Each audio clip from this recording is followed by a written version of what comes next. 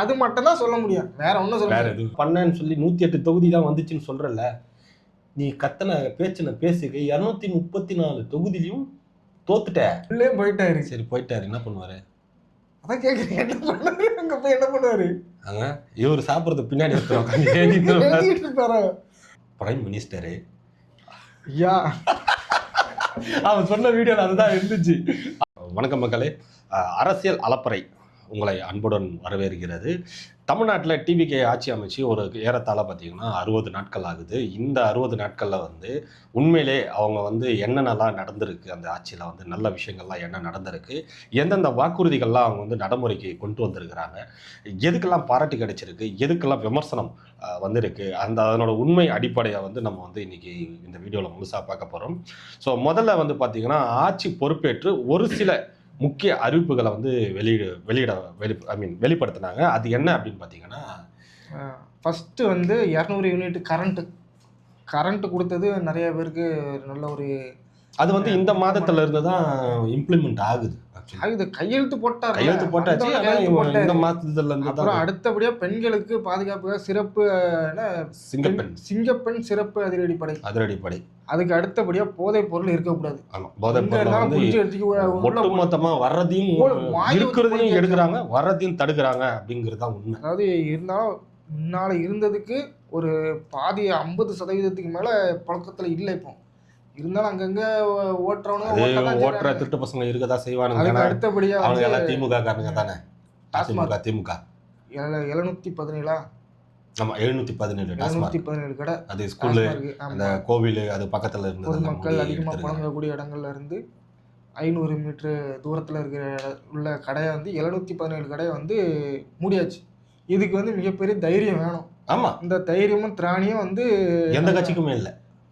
அதிமுகவும் இல்லை, திமுகவும் கிடையாது. திமுக கிடையாது, தைரியம் இல்லைன்னு. ஏன்னா வச்சு சரக்கு வச்சு வியாபாரம் பண்றது அவங்க தானே, கம்பெனி வச்சு நடத்துறது. டாஸ்மார்க்கை நடத்துறது அவங்க கட்சிக்காரங்க ஆட்கள். பார் வச்சு நடத்துறதும் அவங்க தான்.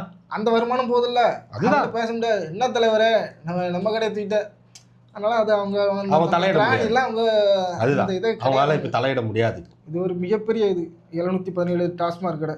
அதுக்கு அடுத்தபடியா அரசு ஊழியர்களுக்கு வந்து இந்த அகவிலைப்படி வந்து உயர்த்திருக்கிறாங்க, 2% உயர்த்திருக்கிறாங்க. அதுக்கு அடுத்தது பார்த்தோன்னா அந்த அந்த 1000 ரூபாய் மாதம் கொடுக்குற அந்த இது வந்து அப்படியே நடைமுறையில தான் இருக்கு. அது வந்து நான் முதல்வன் திட்டமும் வந்து அப்படியே நடைமுறையில தான் இருக்கு. அந்த மகளிர் பயணமும் வந்து அது நடைமுறையில தான் இருக்கு. விடியல் அப்படிங்கிறத மட்டும், ஏன்னா விடியல் வந்து இல்லையா, அதனால அந்த விடியலை தூக்கிட்டாங்க. அது விடிஞ்சிருந்தா அந்த விடியல் வச்சு விடியல்னு உருட்டிட்டு இருந்தாங்க. அதுதான் சொல்றேன், இந்த 5 ஆண்டு வந்து அது விடிஞ்சலாம் வேண்டாம், அதை கட் பண்ணு. மகளிர் பயணம் வரவேற்கிறாங்கல்ல, மக்களுக்கு அது நல்லா இருக்குல்ல. நீங்க முதல்ல விடியாம வச்சு விடியல் கொண்டு வந்தீங்க, உருட்டிட்டு இருந்தீங்க, அதை வந்து மாத்திட்டாரு. அது நல்ல ஒரு விஷயமா மாறி இருக்கு. அதுக்கப்புறம் முக்கியமா வந்து இந்த இதுல எல்லாம் வந்து பார்த்தோன்னா லஞ்சம் வாங்குறது, இந்த மாமூல் இது கேட்கறது. அது உதாரணத்துக்கு அப்ப சார் பதிவாளர் அலுவலகமும் சரி, எந்த ஒரு கவர்மெண்ட் அலுவலகத்திலையும் இல்லை, எந்த ஒரு நீங்கள் ஒரு வேலையை உங்களுக்கு முடிக்கணுமா, அதுக்கு நீங்கள் வந்து லஞ்சம் கொடுக்க தேவையில்லை. கவர்மெண்டோட பணியை, கவர்மெண்டோட துறை சார்ந்த அதிகாரிகள் உங்களுக்கு உண்டான வேலையை அவங்க முடிச்சு கொடுக்குறதா, அவங்க சம்பளம் கொடுக்குறாங்க கவர்மெண்ட்லேருந்து. அந்த வேலையை அவங்களே செஞ்சு முடிக்கிறாங்க. இப்போ செஞ்சு கொடுக்குறாங்க, பயம் வந்திருக்கு எல்லாருக்கும். முன்னாடி நம்ம வந்து காசு கொடுக்கணும், இந்த வேலையை செஞ்சு கொடுக்கணும். நானே வந்து ரேஷன் கார்டு வாங்குறதுக்கும் சரி, பசங்களுக்கு கம்யூனிட்டி சர்டிஃபிகேட் கம்யூனிட்டி சர்டிஃபிகேட்டுக்கு பொண்ணுக்கு மட்டும் முதல் சர்டிஃபிகேட் வாங்குறதுக்கு 4000 ரூபாய் கொடுத்தேன். கிட்டத்தட்ட ஒரு அதுக்கு வந்து 6-7 மாதம் நானே அலைஞ்சேன் அது கொடுக்குறதுக்கு, வாங்குறதுக்கு. ரேஷன் கார்டெலாம் நான் கல்யாணம் ஆகி பொண்ணு பிறந்தப்போ ரேஷன் கார்டு அப்ளை பண்ணேன். ஆனால் அடுத்தது 5 வருஷம் கழித்து எனக்கு ஒரு பையன் பிறந்தான். அவனுக்கும் ஒரு 5 வயசு வந்ததுக்கு அப்புறம் தான் நான் 10 வருஷம் கழிச்சு தான் ரேஷன் கார்டே நான் வாங்கினேன். ஏன்னா அந்த அளவுக்கு என்ன அலைச்சல விட்டுருந்தாங்க. சொந்த வீடு கிடையாது. காசு கொடுத்துருந்தீங்க உங்களுக்கு அப்பவே இல்லை, அது காசு கொடுத்தாலும் சொந்த வீடு கிடையாது, இந்த டாக்குமெண்ட் கிடையாது, அந்த டாக்குமெண்ட் கிடையாது அப்படின்னு சொல்லி இழுத்தடிச்சு 10 வருஷம் ஆகணும். கிடைக்கும் காசு நான் அதுல ரொம்ப பிடிவாதமா இருந்தேன். காசு கொடுக்க முடியாதுன்னு இருந்தேன். கம்யூனிட்டி சர்டிபிகேட்டுக்கு நான் காசு கொடுத்தேன். ஏன்னா அந்த டைம் வந்து ஸ்கூல்ல சேர்க்கிற ஒரு நிலைமையில இருந்ததுனால கையோட கம்யூனிட்டி சர்டிபிகேட் வேணும்ன்றதுனால பொண்ணோட லைஃப் அப்படின்றதுனால அந்த கம்யூனிட்டி சர்டிபிகேட்டுக்காக நான் பண்ணேன். பையனுக்கு இப்பதான் எடுத்தேன் கம்யூனிட்டி சர்டிபிகேட். அது இதுக்கு இடையில நான் எடுக்கவே இல்லை. ஸோ இது வந்து ஒரு பெரிய மாற்றம். அதாவது எங்கேயுமே வந்து பணம் லஞ்சம் இல்லாம ஆமா ஆமா மிகப்பெரிய ஒரு மாற்றம். அதாவது முன்னாடி எல்லாம் வந்து வேலை நடக்குமா நடக்காது ஒன்றும் இல்லை. அதாவது இந்த இந்தியா எடுத்துக்குவோம், எந்த ஸ்டேட்லயாவது எந்த முதலமைச்சராவது லஞ்சம் கேட்டா தில்லா தர முடியாது போடா யாரா சொல்ல முடியுமா? ஐயா நார்த் இந்தியன்ஸ் பூரா ட்விட்டர்ல இன்ஸ்டால தமிழ்நாட்டுக்கு கிடைச்ச ஒரு மிகப்பெரிய ஒரு வரப்பிரசாதம். 2 நிமிடம் 13 செகண்ட் ஒரு வீடியோ நான் பார்த்தேன். ஹிந்திக்காரன் நானும் பார்த்தேன் அந்த வீடியோவை. வடக்கு நண்பர் பேசுறாரு. ஆனா அவர் என்ன பேசுறாருன்னு எனக்கு புரியல. ஏன்னா அவர் வந்து ஹிந்தியில பேசுறாரு. அதை ஆட்டோ டிரான்ஸ்லேட் பண்ணிக்கலாம் நீ. ஆனா விஜயை பத்தி பேசுறாரு, அது மட்டும் எனக்கு புரியுது. விஜயை பத்தி பாராட்டி பேசுறாருன்னு புரியுது. ஆனா என்ன பேசுறான்னு தெரியல. ஆனா 2 நிமிஷம் நான் உட்கார்ந்து கேட்டுக்கிட்டு இருந்தேன். அப்போ லஞ்சம் இந்த தமிழ்நாட்டில் ஒரு கவர்மெண்ட் புதுசா வந்திருக்கு, அந்த கவர்மெண்ட் நல்லது பண்ணுது, கரப்ஷனுக்கு எதிராக இருக்குது அப்படிங்கிறது மட்டும் சொல்லல. மக்கள் இங்க கஷ்டப்படுறாங்க, கஷ்டப்படுற மக்களுக்கு ரொம்ப இதுவா எல்லாத்தையும் எடுத்து நடத்தி பண்ணிக்கிட்டு இருக்காரு நம்ம நாட்டோட பிரைம் மினிஸ்டரு. அவன் சொன்ன வீடியோல அதுதான் இருந்துச்சு. அவரு போயிட்டு ஆஸ்திரேலியால அவரே ஒரு சர்டிபிகேட் ரெடி பண்ணி ஒரு ஏதோ ஒன்று ரெடி பண்ணி அவரே வாங்கிக்கிறாரு அப்படின்னு சொல்லி அந்த வீடியோல நான் பார்த்தேன். கரெக்ட் தான். ஆனா நம்ம போற போக்க பார்த்தா பிஎம் ஆயிடுவார் போல இருக்குது. இன்னொருத்தர் வீடியோ ஒன்று பார்த்தேன்.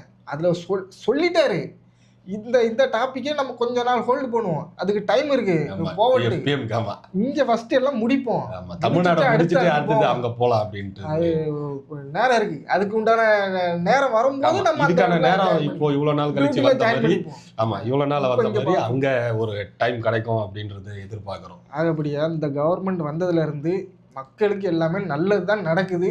எல்லா திட்டங்களும் நல்லது, சில குறைகளும் இருக்கதான். இப்பதான் புது ஆட்சி, புது ஆட்கள், புது நபர்கள். எனக்கு என்ன கேள்வினா, நாங்க அப்படியே ஆக சிறந்த ஆட்கள், நாங்க 75 ஆட்சின்றீங்கல்ல, உங்களால திராணி இருந்தா, தில்லு இருந்தா, ஒரு ஸ்டேஜ்ல ஏறி நாங்க அரசு ஊழியர் யாருமே ₹1 கேட்க மாட்டோம், லஞ்சம் கொடுக்காதீங்க, கொடுக்காம உங்களோட நீங்க நில்லுங்க, கொடுக்க முடியாதுன்னு சொல்லுங்க, ஒருத்த திராணி இருந்தா தில்லு இருந்தா சொல்ல முடியுமா? ஒண்ணு சொல்லுவாங்க, அது மட்டும் தான் சொல்ல முடியும், வேற ஒண்ணும் சொல்ல முடியாது. Good question. அது அதாவது அவருக்கு ஒரு கேஸ போட்டு வெளியே தள்ளுங்க, சொல்ல தள்ளுங்க. அவரு ஏதாவது எங்க இருக்கும் ஸ்டாக் அங்கங்க வச்சிருப்பாங்க, ஏதாவது கூட கொஞ்சம் ஆடிக்கிட்டு இருக்காரு, ஓவர் ஆடிக்கிட்டு இருக்காரு. அதாவது சரி, அதாவது செந்தில் பாலாஜி வந்து ஜாமீன் அது அன்னைக்கு கரூர் போயிருந்தார்ல விஜய், அன்னைக்கு வந்து செந்தில் பாலாஜி ஓடு ஓடு ஓடுன்னு ஒரு பாட்டு ஒன்று போட்டார்ல, அந்த பாட்டுக்கு வேட்டக்காரன், அதுக்கு இவ்வளவு நாளா 10 நாளா போலீஸ் வந்து தேடிக்கிட்டு இருக்கு. எந்த ஏதோ ஒரு கிணத்துக்கு ஏதோ நேத்து சவுக்கு சொன்னாரு ஏதோ இங்க ஒரு சென்னையில தான் இருக்காரு, கொஞ்சம் உண்மைத்தன்மை பாதி உண்மை இருக்கும் பாதி உருடா இருக்கும், அது விட்டுருக்கேன். பட் ஏதோ இங்கதான் சென்னைக்குள்ள இங்கதான் இருக்காரு அப்படிங்கிறதுலாம் தெரிய வந்திருக்கு. ஆனா பதுங்கி இருக்காரு. சரி, அப்படி பதுங்கி இருக்கிறல்ல, ஜாமீனுக்கு மட்டும் போய் ஜாமீன் போட தெரியுதுவா, கேட்கறதுக்கு போக தெரியுதுல்ல, அந்த கரூர்ல ஓடு ஓடுன்னு சொன்னாரு, ஏன் நீ வெளியில வந்து பேச வேண்டியதானே? ட்வீட் போடுற தில்லான ஆளு நேரா வந்து பிரஸ் மீட் அரேஞ்ச் பண்ணி இப்படி பேசுறது தப்பு அப்படின்னு ஒரு என் மீது வச்சிருக்கிற குற்றச்சாட்டு தவறு, நான் வந்து யாரையும் வந்து இதுக்கு பேரம் பேசல. அவர் முதல்ல வெளியே வர முடியாது இல்ல, தொட்டா தூக்கிடும் அப்படிங்கிற மாதிரி. அதுதான் சட்டசபையில சொல்லிட்டார்ல, தொட்டவனே விட மாட்டேன், தொட்டவனே விட மாட்டேன்னு. நீ தொட்டு இருக்கிற, நீ தொட்ட இடம் தவறான இடத்தை தொட்டுட்ட, தொட்டவங்களையும் விட மாட்டேன். இல்ல குதிரை பேரமே நீ தொட்டுட்டல, குதிரை பேரம் தொட்டுதுதான் தப்பு. இப்போ அவரு விட மாட்டாங்கன்னு நினைக்கிறேன். வந்து ஒட்டக பேரம் கழுத பேரம்லாம் போயிட்டு இருக்கான். நிறைய போயிட்டு அது லிஸ்ட் எடுத்துக்கிட்டு லிஸ்ட் இருக்காங்க. வந்துட்டு இருக்குது. கூடிய சீக்கிரத்தில் புதுசா நிறைய list பேர் வந்துட்டு இருக்கு. சிக்கிறதுக்கான வாய்ப்புகள்லாம் இருக்குன்னு நினைக்கிறேன். அதுக்கப்புறம் இவரு நம்ம கரூர்ல பேசுனதுக்கு அப்புறம் திருச்செந்தூர் தொகுதி ஐயோ. 5 வருஷமா அனிதா 5 வருஷம் இல்ல 5 முறை ஒரே தொகுதியில ஜெயிச்சுக்கிறது திருச்செந்தூர் தொகுதியில செவிச்சவர். ஆனா ஊர் இன்னும் தானே? திருச்செந்தூர் தொகுதி எங்க ஊர் தான், எங்க ஊர் தான். நான் இப்பவும் போறேன். இது ஒரு 20 வருஷத்துக்கு முன்னாடி எப்படி பார்த்தோம், ஒரு பர்சன்டேஜ் கூட இது இல்லாம மாறல. அப்படியே இருக்குது இன்னும். ஆனாலும் அந்த மக்கள் ஒரு அதுதான் மாற்றம் ஓட்டு இல்லை. போட்டுருக்காங்க. எல்லாம் அப்படிதான் போடுறாங்க. கோல போட்டியா 5 லட்சம், கபடி போட்டியா 10 லட்சம், ஓட்ட போட்டியா 15 லட்சம் பரிசு தொகையை வச்சு இப்படியே காசை கொடுத்தே கொஞ்சம் டீப்பா போனா பரவாயில்ல. அனிதா அனிதா அது இன்னும் ஒரு படம். அந்த கொஞ்சம் தொகுதியில நம்ம ஆட்சி வரட்டு, இன்னும் கொஞ்சம் தைரியமா பேசுவோம். கொஞ்சம் வந்து இது அதுக்கெல்லாம் பயப்படக்கூடாது. எப்படி பார்த்தாலும் நம்ம ஆட்சி தான் நடந்துட்டு இருக்கு. நடக்குது. அதனால நம்ம இருந்தாலும் எங்க ஊரு கொஞ்சம் தெரியும் எப்படி என்ன பண்ணுவாங்க என்னன்ட்டு. அப்ப அங்கேயே போய் சொல்லு. நான் டிவி ஏன்னா தூத்துக்குடியில ஒருத்தர் வந்து காங்கிரஸ்காரர் அவர் வந்து அவரு காங்கிரஸோட ஆதரவாளர். அவருடைய ஆட்டோவை அவர் வீட்டுக்கு போய் அடிச்சு நொறுக்கி அவரே அடிச்சு ரவுடிகளை கூட்டு போய் எல்லாம் பண்ணிட்டாரு. நியூஸ் பார்த்தீங்கல்ல? காங்கிரஸ் அவங்க கிட்ட இல்ல அப்படின்ற வைத்தறிச்சல் அவங்க டிவி கேட்க அப்படிங்கிறனால கொஞ்சம் பார்த்து பேச வேண்டியிருக்கு. இருந்தாலும் பேச வேண்டிய சூழ்நிலை ஏற்படுது. அங்காளி பங்காளி கொஞ்சம் ஆடிக்கிட்டு இருக்கிறாரு. அது வந்து அப்படிதான். இப்போ வந்து என்னன்னா அதே மாதிரியே அனிதா ராதாகிருஷ்ணன் அவரே மாதிரியும் அவரு வந்து நேத்து ஸ்டேஜ்ல பேசினாரு.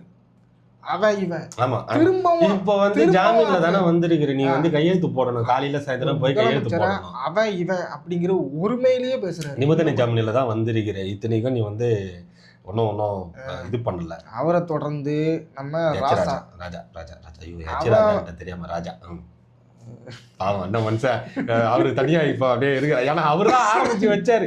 இவரு பேர் வந்து ஜோசப் விஜய் அப்படின்னு சொல்லி அவரு தான் முதல்ல ஆரம்பிச்சு வச்சாரு. கடைசியா விஜய் ஜோசப் விஜய் எனும் நான் அப்படின்னு என்னன்னா முடிச்சிடுறேன். சரி சொல்லு. அவரா வந்து ஒருமையில பேசுறாரு. அதுவும் வந்து தப்பு தான், சரி கிடையாது. நியாயமான முறையில் பேசிட்டு போ. இவர் வந்து ஒரு தமிழ்நாட்டோட ஒரு முதல் அமைச்சரை முட்டாள் முதலமைச்சர். முதலமைச்சர் சொல்லிருக்காருங்க. நீங்க வேற உங்களுக்கு புரியாம என்ன அவங்க தானே ஆட்சியில இருக்கிறாங்க, உங்களுக்கு அது புரிய மாட்டேங்குது. அவங்களே சொல்லிக்கிறாங்க வேற முட்டாள் முதலமைச்சர் அப்படின்னு சொல்லிட்டு. அவர் பேசுறது எல்லாமே பாருங்களேன், அவங்க முதலமைச்சர் தான் அவர் திட்டுறாரு. ஏன்னா அவர் தானே சொல்றாரு, அவங்க தானே சொல்றாங்க இன்னும் திமுக தான் ஆட்சி நடத்தி கொண்டு இருக்கிறது. அதுக்கு அவர் தூங்கிட்டு இருக்கீங்க, கனவு காண்டுட்டு இருக்கீங்க, எந்திரிச்சு வாங்கன்னு முதலமைச்சர் விஜய் சொன்னாரு. அதுதான் சொன்னேன், அவங்க இன்னும் எல்லாருமே தூங்கிட்டு தான் இருக்காங்க. தூக்கத்துல சொல்ற பெணத்தல் தான் அதெல்லாம், எல்லாமே தூக்கத்துல சொல்றதுதான். ஏன்னா இன்னும் எங்கள் ஆட்சி தான் நடந்தது. அது தூக்கத்திலே பாரு, அவங்க தலைவரே அவங்க சிஎம்ஏ அவங்க திட்டாங்க, முட்டாள் சிஎம். ஆமா இல்ல நான் இதே நீங்க இப்ப சொன்னீங்கல்ல அவங்களே அவங்க திட்டிக்கிறாங்கன்னு, இதை ஒரு பதிவாக நான் பார்த்தேன். ட்விட்டரில் ஒருத்தர் போட்டிருந்தாருப்பா, நான் பார்த்தேன். அவங்க தலைவரையே அவங்க வந்து இவ்வளவு தலைமுறைவா பேசுறாங்க. அவங்க தலைவரை தான் அவங்க திட்டிக்கிறாங்க. அவங்க என்ன சொல்றாங்க, ஒவ்வொரு இடத்துலயும் மீட்டிங் இது பிரஸ் மீட் கொடுக்கும்போது எங்கள் ஆட்சி தான் நடந்து கொண்டு இருக்கிறது, ஸ்டாலின் அவர்கள் தான் எங்களுக்கு என்றும் முதல்வர். அப்ப யார் முதல்வர்? அப்ப அவரு தானே திட்டுறீங்க முட்டாள் முதல்வர்னு. இன்னமும் அவரு அதாவது சிட்டிங் எம்எல்ஏ கூட கிடையாது. இப்ப எம்எல்ஏ தான்ப்பா அனிதா. நான் வந்து இவரை சொல்றேன். யாரு? தலைவரை சொல்றேன், ஸ்டாலினை சொல்றேன். அவரு அப்ப விட்டுருப்பாரு. இல்ல அவரே கொத்துப்பட்டா போட்டு வச்சுக்கிறாங்க. அவரை வந்து திருப்பி பேசி நிக்கிறீங்க. அவரே வந்து கஷ்டத்துல இருக்கிறாரு. அதனாலதான் அதை ரிலாக்ஸ் பண்றதுக்கு தான் அவர் வந்து போயிட்டாரு லண்டன். கோவப்பட்டாப்ல. இல்ல அவரு இது வந்து இங்க இருந்தா தலைவரை அவன் கொத்து பரோட்டா போட்டுருவேன்னு சொல்றான். அந்த மாதிரி பேசுற கோவம் வருது. நான் என்ன சொல்றேன்னா, அவரு இங்க இல்லாம போனதுக்கு காரணம் என்ன தெரியுமா? ஸ்டாலின் இவங்க எந்த பக்கம் போனாலும் நம்மளை கொத்துப்பட்டா போட்டுக்கிறானுங்க. நம்ம இங்க வேண்டாம், புள்ளைய மட்டும் விட்டுருவோம், நாம அங்க போய் செட்டில் ஆயிடுவோம், வேண்டாம் அப்படின்னு அவர் போயிட்டாரு. அவரு உடனே இங்க தலைவர் இப்போ துபாயில இருந்து ரிட்டர்ன் வந்திருக்காரு போல. யாரு? உதயநிதி ஸ்டாலின் வந்தாரா? ஆமா, நேற்று இப்போ ஏதோ ட்விட்டர்ல ஏதோ வீடியோஸ்லாம் பார்த்தேன். தெரியல, நான் இன்னும் பார்க்கல, ட்விட்டரை ஓப்பன் பண்ணல காலில இருந்து. அவர் நினைச்சா போவாரு வருவாரு. அவருக்கு அங்கே நிறைய இது இருக்குது, பிஸ்னஸ்லாம் இருக்குது, ஆ, அவங்க போயிட்டு வருவாங்க. தமிழ்நாட்டுல எதுவும் கிடையாது. அப்புறம் இங்க தமிழ்நாட்டுல அதிக ஆட்சி ஆட்சி மட்டும்தான் வேணும், அதிகாரம் மட்டும் ஆட்சி மட்டும்தான் வேணும், மீதி எல்லாம் அங்கதான். அங்கதான். எல்லாமே துபாய், லண்டன் அந்த மாதிரி தான். அவன் மருமவன் அப்படிதான், அங்கே அவர் லண்டன் போயிடுவார், இவர் துபாய்க்கு போயிடுவார். ஏதோ ஒரு இடம் அங்கே போயிட்டு அவங்க செட்டில் ஆகிடும். நாளைக்கு ஒரு வேளை மாட்டினா மொத்தமாக அங்கே போய் செட்டில் ஆகலாம்ல. அதுக்காக இப்போவே அதெல்லாம் ப்ரிப்பேராக பிளான் போட்டு அங்கே போய் எல்லாத்தையும் ரெடி பண்ணி வச்சுட்டு இருக்காங்க. அதான் அந்த தொட்டவனே விட மாட்டேன்ட்டாரு. ஏன்னா அடுத்து 20-25 வருஷத்துக்கு மாறாதுன்றது எல்லாருக்கும் தெரிஞ்சு போச்சு, எல்லாருக்கும் தெரிஞ்சு போச்சு. இதுக்கப்புறம் இது ஏன்னா இதுக்கு முன்னாடி மக்கள் எப்படி இருந்தாங்க, ஒரு ஒரு மன்னராட்சியில் வாழ்ந்துட்டு இருக்கிற மாதிரி தான் இருந்தாங்க. இன்னைக்கு மக்களாட்சி நடக்குது இல்லை. அப்போ இங்கே எல்லாமே வந்து மாற்றம்ங்கிறது மாறிக்கிட்டே இருக்கு.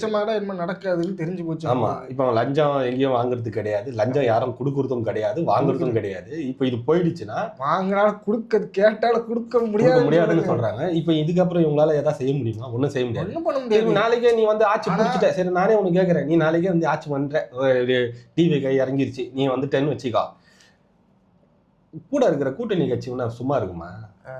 அமைச்சர் பதவியை கொடு. அம்மாக்கு பின்ன நான் அங்க இருந்தேன்,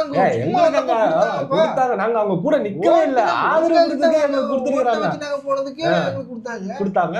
நான் உங்க கூட இப்ப நின்று இருக்கிறேன், எனக்கு கொடுக்க மாட்டேன். அதுவும் 1-2 எல்லாம் கேட்க மாட்டாங்க. முக்கியமான துறையெல்லாம் எனக்கு கொடுக்க முடியாது. இப்பவே விடுதலை சிறுத்தைக்கு ஒரு அமைச்சர் பதவி அவர் ஒரு ஆத்துல ஒரு காலு சேத்துல காலு வச்சுன்னு வாழ்ந்துட்டு இருக்கிறாரு மனுஷன். அதுல வேற கட்சியில இருக்கிறவங்க சொல்றாங்க துணை முதலமைச்சரா.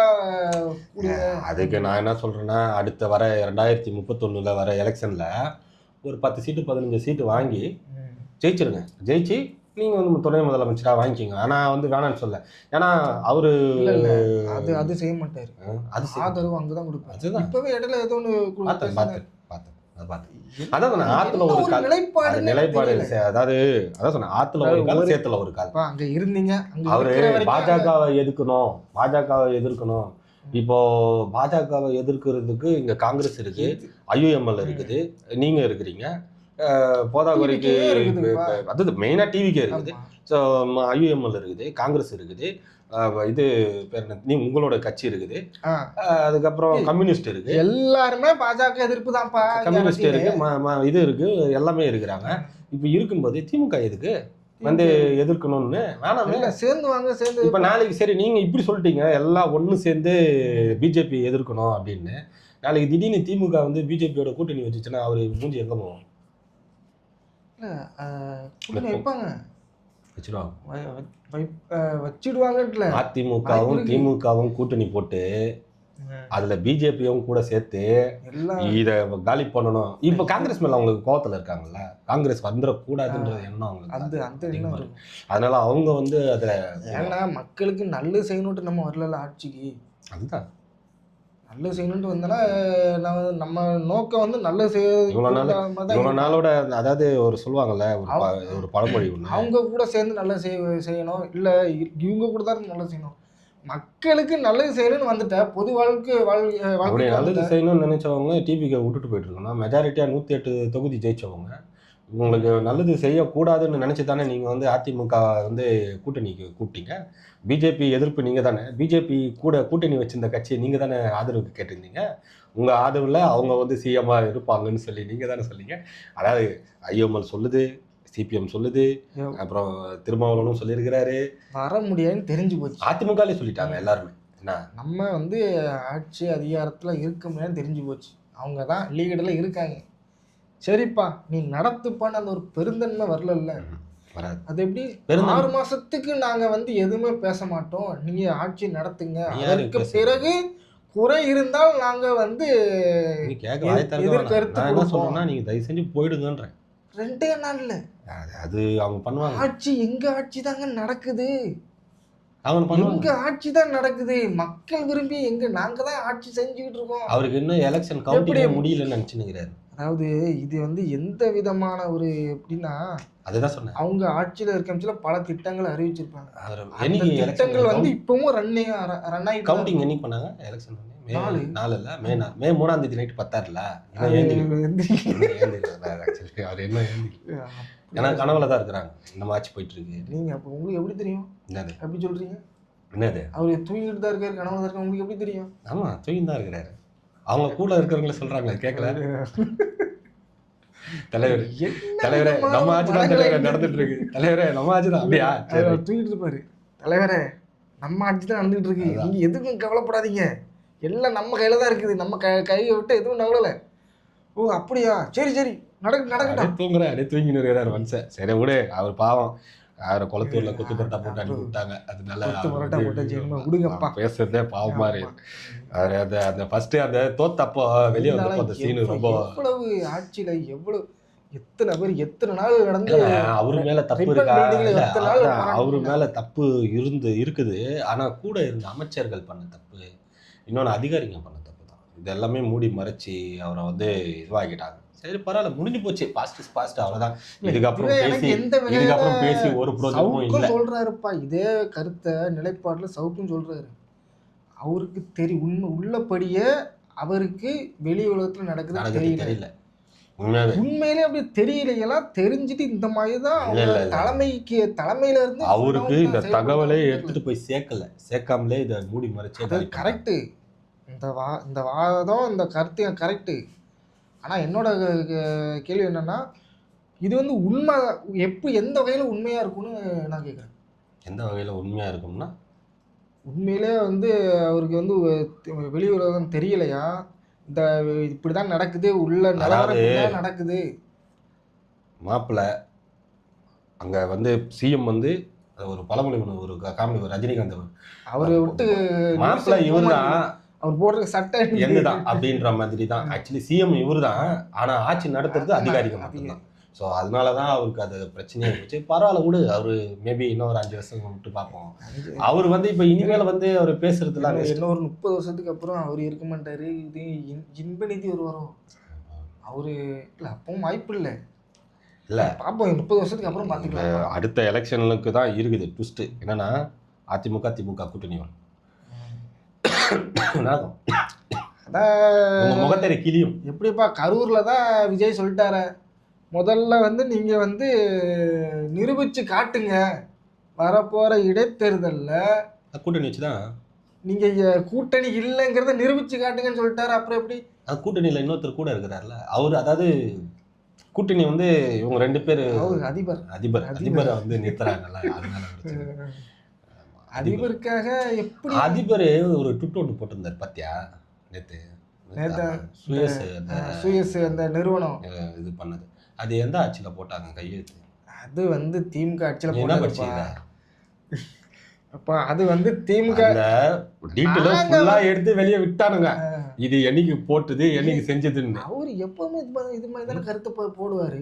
கேள்வி கேட்கணும்னா யாரை கேட்கணும்? அதை நாங்க எப்படி பண்ணுவோம்? பிப்ரவரி 12ஆம் தேதி போட்டிருக்குது 2026. அப்ப யார் ஆட்சியில இருந்தது? நாங்க அதெல்லாம் பார்க்க மாட்டோம். நாங்க வந்து போர் நடந்துகிட்டு இருக்கோம், அப்ப அங்க அந்த இடத்துல சாப்பிடுவோம். அது பின்னாடி எழுதிட்டு இருப்பான், இவர் என்ன சாப்பிட்டாரு, குழம்பு ஊத்துனாரு. எவனாவது போர் நடந்துகிட்டு இருக்க அதுல சோத்து சட்டியில கைய வைப்பானா?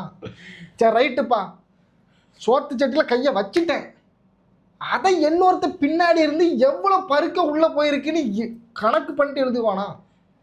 அது சில பேருக்கு முத்திருச்சுன்னா ஒன்றும் பண்ண முடியாது. அது மாதிரிதான் அவரு வந்து ஒரு அது நம்பத்துக்கு ஒரு கூட்டம் இருக்குல்ல. என்ன இருக்கு? நானும் ஒரு காலத்துல இருந்தேன், நீ ஒரு காலத்துல இருந்த, நானும் இருந்தேன்.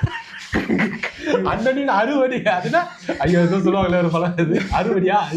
சரி ஒரு விடு, அது வாயில வரல விட்டு. நான் அண்ணனின் விழுதுகள் வச்சுக்கோ, அவ்வளவுதான். விழுதுகளா இருந்தேன் ஒரு டைம். ஆனா அதுக்கப்புறம் தானே தெரிஞ்சது அண்ணனை பத்தி. மெழுகுவர்த்திலையும் நான் வந்து பிரச்சாரம் பண்ணியிருக்கேன். ஓட்டு போடுங்க, நானும் தான் ஓட்டு போடுங்க. எத்தனை ஓட்டு முடிஞ்சுன்னு தெரியல. விவசாய சின்னத்துக்கும் நின்ன, அப்புறம் மைக்கு சின்னத்துக்கும் நின்ன. மைக்கு சின்னத்துக்கும் ஓட்டும் போட்டேன். இப்போ நம்ம வெளில தெரு இருக்குது, இந்த தெரு ஃபுல்லாக ஸ்டிக்கர் ஒட்டி போஸ்டர் ஒட்டி எல்லாம் பண்ணிடுறேன். ஒருவேளை வீடியோ பார்க்குற ஒருவேளை ஆளுங்களுக்கு தெரியும் எவ்வளோ போராடுறாரு செய்கிறாரு அப்படி இப்படின்ட்டு. ஆனால் கடைசியாக எனக்கு எப்போ திரும்ப அந்த விருகம்பாக்கம் அந்த இதில் ஒரு ப்ரெஸ் மீட்டில் பேசினார் பாரு, அதில் தான் எனக்கு காண்டாயிடுச்சு.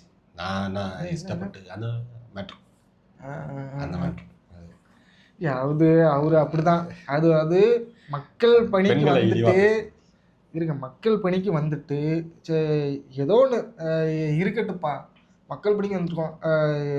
செவிக்கணும்னு போராடணும், தோக்கணும்னு போராடக்கூடாதுல்ல. நான் ஜெயிக்க மாட்டேன். அதாவது இப்போ இப்படி சொல்லினா எப்படியோ அடுத்த லீடு போறது. நான் ஜெயிக்க மாட்டேன். நான் ஜெயித்துக்கா கட்சி வச்சு நிறுத்தினுக்கிறேன்.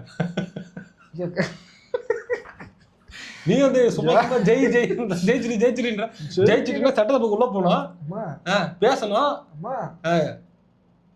நான் எப்படி பேசுறது? இங்க பேசுவேன், கத்திட்டு இருக்கோம். நான் பொதுமை இதுல மேடைகள்ல பேசுவேன், சட்டசபைலாம் பேச மாட்டேன். என் அருமை தமிழ் சொந்தங்களா, அது அவங்க உள்ள போய் பேச முடியாது. அப்படி வாங்க விரட்டி விட்றாங்க அவை காவலர்கள். அவரை தூக்கி அங்கிட்டு உள்ள போட்டுருவாங்க வெளியே. திமுக தம்பி தம்பி நீ வந்து அதெல்லாம் வெளியில போய் பேச பாடி கொஞ்சம் நினைச்சு பாருங்களேன். அவரு வந்து வந்துட்டாரு, அம்பாசமுத்திரத்துல நிக்க போறாரா? இப்போ வரமாட்டாரு, பேச்சுக்காக வரமாட்டாரு. நீ சும்மா அது கற்பனைல வாழாத. நான் 15 வருஷமா நான் எனக்கு தெரியும், ஒரு பேச்சுக்கு நான் சொல்றேன். சரி சரி வந்துட்டாரு. அம்பாசமுத்திரத்துல இவர் தனியான்னு வரமாட்டாரு, அதிமுகவும் திமுகவும் வந்துருவாரு, ஆதரவு கொடுத்து பின்னாடி இருந்து புஷ் பண்ணி வந்துட்டாரு. சரி வந்துட்டாரு, என்ன பண்ணுவாரு? உள்ளே போயிட்டாரு. சரி போயிட்டாரு, என்ன பண்ணுவாரு? அதான் கேக்குறேன், என்ன பண்ணாரு? அங்க போய் என்ன பண்ணுவாரு? இவரு சாப்பிடுறது பின்னாடி அண்ணன் சீமான் இப்பொழுது தண்ணீர் குடித்தா அங்க பிரேமமா வந்து கிளாஸ்ல கொடுக்காதீங்க, பாட்டில் கொடுங்க. பாட்டில் வந்து பாட்டில் கொடுத்துருக்காங்க. இப்போ அது வந்து அதோட விலை வந்து இவ்வளோ 10 ரூபாய் கூட. அதையும் உள்ள போயிட்டு அவர் என்ன பேசுவாருன்னு ஏதாவது இருக்கா? இங்க பேசுறவங்க பேச முடியுமா? அங்க போய் அதற்குன்னு ஒரு புரோட்டோகால் ப்ரொசீஜர் இருக்கு. அது சரி, இங்க விடுற கதை அங்க உள்ள விட முடியுமா? கதை விட முடியாதுல்ல, அவை குறிப்பில இருந்து நீக்கிடுவாங்களே, எல்லாத்தையும் நீக்கிடுவாங்க. அதிபர் அவர்களே உங்கள் நீங்க பேசுறது அவை குறிப்பில இருந்து நீக்கிட்டோம். உள்ள போயிட்டு நான் பிரபாகரனின் தம்பி, பிரபாகரனின் மகன் அப்படின்னு பேசணும், சொல்ல முடியாது. சொல்லுங்க. அதாவது நான் அதை வந்து இழிவுபடுத்தணும் இல்லை, எந்தெந்த இடத்துல எதை பண்ணணுமோ அந்தந்த இடத்துல அதை தான் பண்ண முடியும். உண்மையை பேசணும், ஒரே மாதிரி இருக்கணும். நம்ம கொள்கை இதுதான் அப்படின்னா அந்த கொள்கையோட இருக்கணும். நீங்க முதல்ல எதுக்கு கட்சி ஆரம்பிச்சீங்க? தமிழீழ மக்கள் முதல்ல எதுக்கு கட்சி ஆரம்பிச்சீங்க? யாரை எதிர்த்து கட்சி ஆரம்பிச்சீங்க? எதுக்காக? விஜய் யாரை எதிர்த்து கட்சி ஆரம்பிச்சாரு? விஜய் திமுகவை எதிர்த்தார். அவரோட ஸ்டாண்ட்ல இருந்து அவர் மாறினார். அவர் என்ன குறிக்கோள் வந்தாரு? திமுக எதிர்ப்புனாரு, பாஜக எதிர்ப்புனாரு. பாஜக எதிர்ப்புக்கு அதுக்கு உண்டான நேரம் வரும்போது அதை நான் பயன்படுத்தி, இதுக்கு உண்டான நேரம் இது இந்த நாடகம், இது சட்டமன்ற தேர்தல், இதுக்கு எனக்கு ஏன் எதிர்ப்பு பிளான் பண்ணி செய்யறாரா? ஒரே நேரத்துல அங்கேயே அடி இங்கேயே அப்படி வைக்க முடியாது. சாப்பாட்டுல சாம்பார் மட்டும் ஊத்தி சாப்பிடணும், கூட எல்லாத்தையும் ஊத்தி போட்டு பிசைஞ்சு சாப்பிட்டா எப்படின்னா வந்தாரு, நீட்டா வந்தாரு. 2 வருஷம் வரும்போதே நீயும் எதிரின்னு சொல்லிட்டாரு. சொல்லிட்டு ஃபர்ஸ்ட் எதிரி யார் அடிக்கிறாரு? திமுக அடிக்கிறாரு. அடிச்சாரு, எலெக்ஷன் வந்துச்சு, செவிச்சு உட்கார்ந்தாச்சு, ஆட்சியில் உட்கார்ந்தாச்சு. ஏனுமா அதுக்கு அடுத்தபடியாக வர்ற டைம் அது இன்னும் டைம் இருக்கு, அப்போ அதை பார்த்துக்கலாம். இல்லை 15 வருஷமா ஜெயிக்கிறதுக்கு வாய்ப்பு இருக்கு, நானே சொல்றேன். ஆனா கூட 2 பேர் இருக்கிறாங்கல்ல, அவங்கள வெளியே தோத்திட்டாருன்னு வச்சுக்கா, ஒருவேளை ஜெயிக்கிறதுக்கு வாய்ப்பு இருக்கு. எப்படி அவரு இப்போ ஒரு ஸ்டேட்மெண்ட் விட்டாரு பாத்தீங்களா? அப்படி என்னன்னு நான் வந்து நான் கட்சியில இருந்து விலகுறேன்னா இல்ல நான் பேசி தான் கட்சியை டெபாசிட் போச்சு, ரைட்டு. நான் பேசி தான் டிவிக்கே செவிச்சுது. நான் அப்படின்னா நான் பேசுனதுனால தான் 126 இடம் தோத்துச்சு. பைத்தியக்காரா, நீ 230 தோத்துட்டீங்கடா, அது புரிஞ்சுக்குங்கடான்னு புரிய வைக்க முடியல. அது வந்து விடுங்க, தோத்தது விடுங்க, 8% வாக்கு இருக்குல்ல, அது 4 குறைச்சுன்னு போயிட்டுல.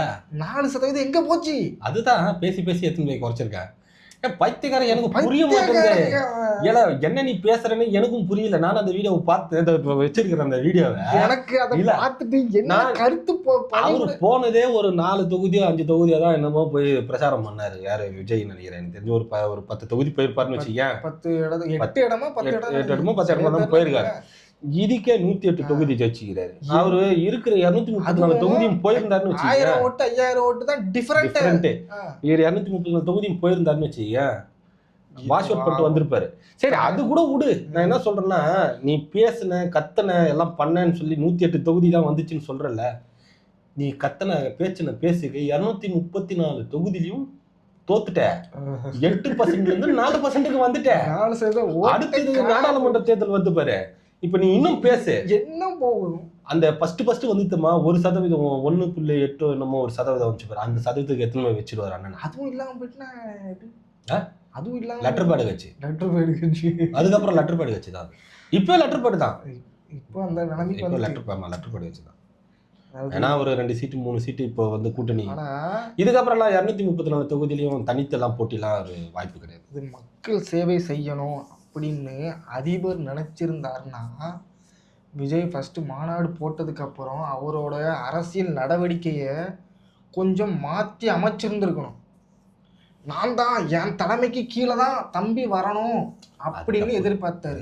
அந்த தலகணம் தான். சரிப்பா விடுப்பா, சரி ரைட்டு, உனக்கு ஒரு இது இருக்குது, ஃபேன் ஃபாலோயிங் இருக்குது, உனக்கு ஒரு கூட்டம் இருக்குது வருது.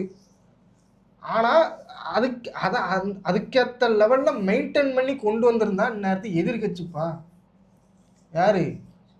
அதிபர் எதிர்கட்சி வந்திருக்கலாம். நம்ம தான் அப்போ பேசணுமே. எதிர்கட்சி மனுஷன் வாயை வச்சுக்கிட்டு சும்மா இருந்தாருன்னா கரெக்டா இருக்கும். அது எப்படின்னா அதாவது அந்த நிலைப்பாடு கரெக்டா இருக்கணும். இருங்க வெயிட். நம்ம தான் ஜெயிக்கிறதுக்கு கட்சி உடம்பு தோக்கிறதுக்கு தானே கட்சி வச்சிருக்கோம். ஒவ்வொரு தொகுதியில போடுற வேட்பாளர்களுக்கு அதெல்லாம் வெளியே கேள்விப்பட்டேன். நம்ம இவரு அந்த அண்ணன் நல்ல பேர் அந்த கட்சியில இருந்தார், அவர் பேர் மறந்துட்டேன். இப்போ கூட டிவி கலர் இருக்காரு அவர். ஆமா, சவுக்குல கூட 2-3 வாட்டி இன்டர்வியூல தெரியும். நேத்து அந்த இது அந்த மீட்டிங்ல பேர் ஐயா தயவு செஞ்சு இந்த மாதிரி கூட்டத்துக்கு வந்து நீங்க ஒரு அட்லீஸ்ட் ஒரு கவுன்சிலர் இருக்கிற பாத்தியா, அது விட நம்ம ராவுத்தர் கலாச்சாரம் பாத்தியா ஐயா 15 வருஷம் எழுந்துக்கலன்னா அதுக்கு போனாங்க ஐயா. ஆக்சுவலி உண்மைதான். அதுக்கப்புறம் இவர் பேசுனது அவர் ஐயோ அந்த அண்ணன் பேர் மறந்துட்டேன், நல்ல பேர் மறந்துட்டேன். நான் ஜேல ஆரம்பிக்கும் ஜெகதீஷ் பாண்டியனா என்னமோ பேர், அந்த அண்ணன் பேர் மறந்துட்டேன் எனக்கு. ஓகே, நான் திரும்பி பாக்குறேன்.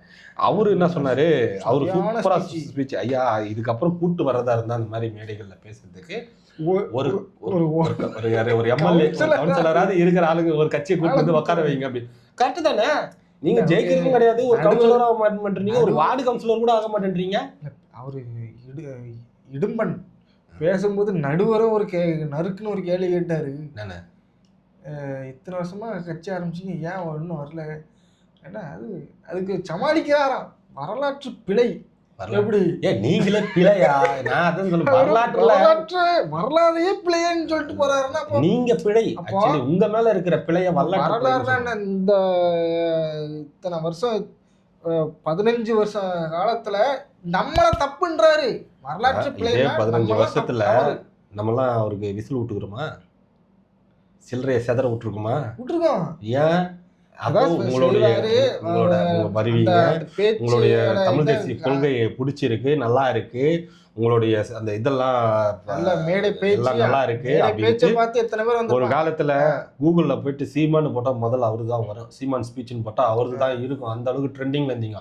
இன்னைக்கு அது இல்ல. ஏன்னா உங்களுடைய பேச்சிலேயே நிலைப்பாடு எதுவுமே கிடையாது. தெரிஞ்சு போச்சு. மாத்தி இது வேஷம், இது ஒரிஜினல் முகம் கிடையாது. சீமானோட ஒரிஜினல் முகம் கிடையாது. இன்னொன்னு திரள் நிதி மட்டும் வாங்குறீங்க. அது வந்து அது விட்டுருங்க. சரி வாடா விட்டுரு. ரொம்ப எல்லாம் பேசக்கூடாது. வாங்கிட்டு போறாங்க, ஏதோ பண்ண அதுதான் கட்சியை நடத்துறாங்க. அதையும் சொன்னா அப்புறம் வந்து அவங்க எங்க போய் யாரு கொடுப்பா காசு? நான் சம்பாதிக்கிறேன், என்னால அது மாதிரி வாங்க முடியல. வேலைக்கு போறேன், நீயும் வேலைக்கு போற. காலேருந்து இப்போ நீ சண்டே ஒரு நாள் ஓய்வு, இப்போ இதை முடிச்சுட்டு திருப்பி நீ வேலைக்கு தான் போவேன். இப்போ நானும் திருப்பி வேலைக்கு தான் போவேன். இப்போ நம்ம சண்டேல கூட கிடைக்கிற கேப்ல தான் இந்த வீடியோ பண்றோம். அப்படி போய் கூட நம்மளால அந்த எல்லாம் வாங்க முடியல. அதுவும் 2.5 கோடி 1.5 முடியல, கார்லாம் வாங்க முடியல. காரை விடுங்கயா, 53 ஏக்கரா? அது அது அவங்க மாமியார் வீட்டு சைட்ல இருந்து ஏதாவது வந்துருக்கும். அப்படி மாத்திக்கலாம், அதெல்லாம் மாத்திக்கலாம், அதெல்லாம் தப்பு கிடையாது. அது எப்படி வேணாலும் வச்சுக்கலாம். அது பரம்பரை சொத்து. ஏன்னா வேற யாரும் வாங்கி கொடுத்துருப்பாங்க. அது வாங்கி கொடுத்துருப்பாங்க. இன்கம் சோர்ஸே இல்லை. எப்படி கார் எனக்கு புரியல. கேட்டா இவ்வளோ உழைக்கிற நமக்கே வந்து நம்மளால கார் வாங்கி கொடுக்கல. இன்கம் சோர்ஸே இல்லாமல் உங்ககிட்ட எப்படி? சரி ரைட்டுப்பா, வாங்கியாச்சு. அதுக்கு ஊத்துனால பெட்ரோலு அதுதான் தெருளத்தி கொடுக்குறாங்களா? மைலேஜ் என்ன கிடைக்கும்? அது என்ன மிஞ்சி போனால் ஒரு 4 4 கிடைக்கும். அவ்வளோதான் வரும். இப்போ ஒரு நாளைக்கு அதுக்கு குறைஞ்சது ஒரு 2000 2,000 5000 குறைஞ்சது ஒரு 5000 டேங்கை ஃபில் பண்ணி தான் வருவாங்க. ஆமா, டேங்கை ஃபில் பண்ணி தான் எடுத்துகிட்டு போவாங்க. ஒரு நாளைக்கு சொகுசு. டிரைவர் பேட்டா சம்பளம் டீசல் அது டிரைவர் காசு கொடுப்பாங்களான்னு தெரியல.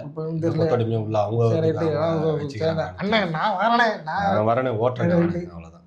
5000 குறைஞ்சது காருக்கு செலவாகும். எப்படி கட்சிக்கு இந்த காசெல்லாம் கட்சி நிதின்னு எடுத்து இவரே செலவு பண்ணிட்டு போயிடுவாரா? போய் பார்த்துட்டு வருவேன். எப்படி போய் பார்த்துட்டு வருவேன். அப்பா போய் பார்ப்பேன், அப்பா பார்ப்பேன், மருமகனை போய் பார்த்துட்டு வருவேன். பார்த்துட்டு வந்தேன்னா அது ஏதாவது வரும், அது வந்துச்சுன்னா அது போய் வச்சுக்குவேன். வந்துட்டு வெளியில வந்துட்டு டேய் விஜய் வெளியே வா அப்படின்னு கத்துவேன். ஒன்று அந்த பக்கம் நில்லு, ஒன்று இந்த பக்கம் நில்லு, நடுவானா லாரி அடிச்சு சாவான்னு ஸ்டேட்மெண்ட்லாம் கொடுக்க தெரியுது இல்லை? இப்போ வந்து என்ன கொடுத்தாரு? தமிழ் தேசியமும் திராவிடமும் இதுக்கு ஒரு பதில் எனக்கு வேணும். தமிழ் தேசியமும் திராவிடமும் அங்காளி பங்காளின்னு இதே வாய் தான் கொஞ்ச நாளுக்கு முன்னாடி கேட்டுச்சு. திராவிடம்னா என்ன? இப்ப நானும் அதே கேள்விதான் கேட்கிறேன். திராவிடம்னா என்னங்கிறது சீமான் சொல்லட்டும், வெளியில சொல்லட்டும். திராவிடம்னா என்னன்னு சொல்லட்டும். தமிழ் தேசியம் என்னங்கிறது எனக்கு தெரியும், எங்களுக்கு தெரியும், நீங்களே சொல்லிடுறீங்க. ஆனா திராவிடங்கிறது நீங்க சொல்லவே இல்லை, நீங்களே கேள்வி கேட்டுக்கிறீங்க. இந்த கல்யாணம் பண்ணது தான் திராவிடம். உங்களுக்கு தெரியாதா? சரிப்பா, பங்காளி தான். பங்காளினா திராவிடம் எப்படி நீங்களே சொல்லிடுங்கன்னு தான் கேட்குறேன். அது வந்து பங்காளி சண்டை, அவ்வளோதான்.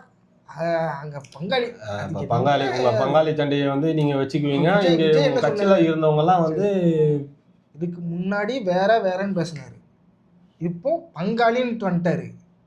அப்போ விஜய் என்ன சொன்னாரு?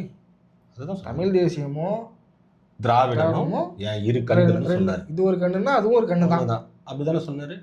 ஒண்ணு இந்த பக்கம் நில்லு, அந்த பக்கம் நில்லு. இப்ப நீ எங்க போய் எங்க நிக்க? அதேதான் நானும் கேக்குறேன். நீ எங்க போய் நிக்க? அதுதானே நீ அங்கதானே லாரி. இப்ப யாரும் அடிக்கும்? உன்னதானே இடிக்கும் லாரி. ஒண்ணு இந்த பக்கம் நில்லு, இல்ல இந்த பக்கம் நடுவுல போய் நிக்க. மாத்தி பேசுற. இப்ப நீ தான் நடுவுல போய் நிக்கிற, அவரு நிக்கல.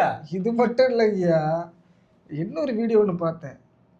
நீ வந்து பாதை தெரியலையா, நடந்து போ, உருண்டு போ, தவிழ்ந்து போ. இதுதானே? இது பழைய வீடியோ, அது பழசு. அது அதெல்லாம் நான் வந்து பார்த்துருக்கேன், ஸ்டேஜ்லேயே இருந்திருக்கேன். சொன்னது யாருங்கிறாரு? நம்ம இவரு ஐயோ ஹிட்லர். ஆனால் சொன்னது ஹிட்லர் கிடையாது, வேற யாரோ சொல்லி போட்டு ஒரு பெண்மணி. வேற அந்த பெண்மணி தவறா எடுக்கணும், அந்த பெண்மணி பேர் எனக்கு தெரியல. நமக்கு அந்த அளவுக்கு டீட்டெயில் தெரியாது. பட் ஆனால் அந்த ஸ்பீச் அது பேசுறப்போ நான் இருந்தேன். ஆனால் அது தவறு. ஒரு எடுத்து போட்டான் ஒருத்தன், ட்விட்டரில் பார்த்தேன், ஒருத்தன் எடுத்து போட்டுட்டான் பதிவு. விழாவாரியாக அதோட ஃபேக்ட் செக் எடுத்து அவன் சொல்கிறது கரெக்டு தான், நடந்து போ, அது பாதையாகும். அந்த ஒரு இது வந்து ஹிட்டர் சொல்லலை. ஆனால் ஒரு அதிபர் சொன்னது என்ன, அது ஹிட்டர் சொல்கிறான். அவர் ஏதோ பேச்சு, அதாவது நிறைய படிக்கிறார்ல புக்கு, அதில் மறந்துருப்பாரு. இது யாரு அடுத்தவங்களையும் கலாய்க்கும் போது ஒரு சில தவறுகள் இருந்தால் அதை வந்து விட்டு பேசணும்ல. விஜய் என்னென்ன பேசுகிறாரு. அது கூமுட்டை கொள்கை இல்லை, அது வந்து கொள்கை கிடையாது, முட்டை கூமுட்டை. சரி, உங்க கொள்கை என்ன? காசு வாங்குறது. சூப்பர். வேற என்ன வேணாங்களுக்கு காசு வந்த போதல்ல, கல்லை கட்டினா போதும், அதான் கொள்கை. அவர்கிட்ட அது இல்லை, அவருக்கு அந்த கல்லை, ஏன்னா ஆல்ரெடி அவர்கிட்ட இருக்கு. அவரோட கொள்கைக்கு அவர்கிட்ட கல்லா நிறைய இருக்குது. போடுறது கல்லா கட்ட முடியல, லஞ்சம் வாங்க பண்ண முடியல, எதுவுமே பண்ண முடியாது. அடுத்த 25 வருஷம் நான் கேரண்டியா சொல்றேன், அடுத்து 10 வருஷம் வச்சுக்கோங்க, அடுத்து 10 வருஷம் ஸ்டாண்டர்டா பண்ண முடியலன்னு நம்ம சவுக்கு சொல்ற மாதிரி மொத்த பேரும் ஒத்த ஆளை எதிர்த்து இப்படி எப்படி ஒண்ணு நம்ம இந்த கை கால்லாம்.